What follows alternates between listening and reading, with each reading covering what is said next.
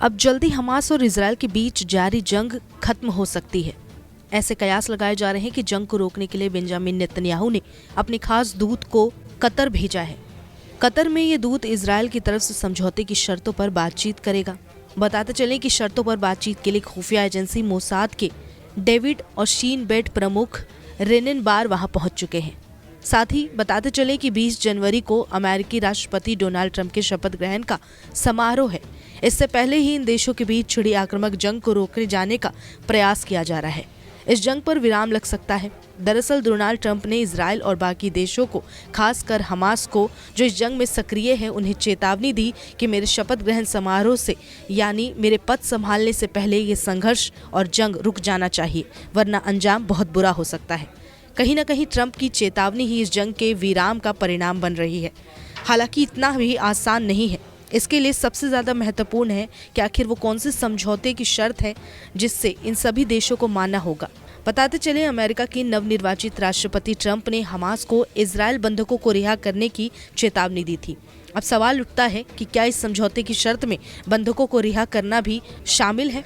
इसके बाद से ही कतर की अगुवाई में दोनों पक्षों के बीच बातचीत शुरू हुई और समझौते की शर्त पर यह आखिरी बातचीत है।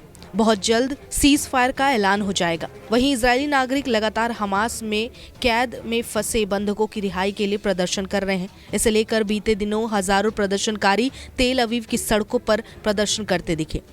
वहीं इजरायली प्रधानमंत्री बेंजामिन नेतन्याहू ने गाजा में युद्ध विराम पर बातचीत के लिए मोसाद के निदेशक को कतर भेजने की मंजूरी दे दी। बताते चले प्रधानमंत्री ऑफिस की ओर से जारी बयान में बताया गया कि इजरायल की खुफिया एजेंसी मोसाद के निदेशक डेविड बार्निया दोहा गए हैं।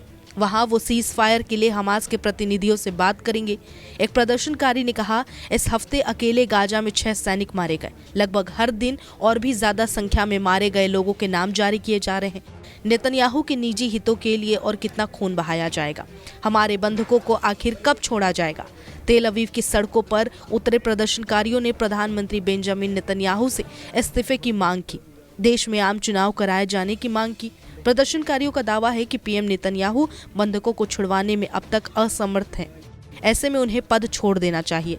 पिछले 7 अक्टूबर को हमास ने इजरायल पर हमला कर 250 से ज्यादा लोगों को बंधक बना लिया था। करीब आधे बंधकों को हमास अब तक छोड़ चुका है। हमलों ने कई अस्पताल, चिकित्सा सुविधा को नष्ट कर दिया। ये युद्ध अपराध की श्रेणी में आ सकता है। मानवाधिकार उच्चायुक्त वोल्कर तुर्क ने सुरक्षा परिषद को बताया कि उनके ऑफिस की एक नई रिपोर्ट में गाजा के अस्पतालों पर हमले के पैटर्न का दस्तावेजीकरण किया गया, जिससे पता चलता है कि हमले जानबूझकर किए गए हैं।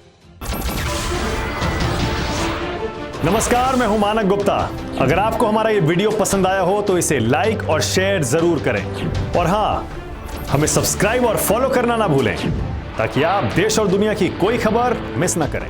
तो जुड़े रहिए हमारे साथ और देखते रहिए न्यूज़ 24।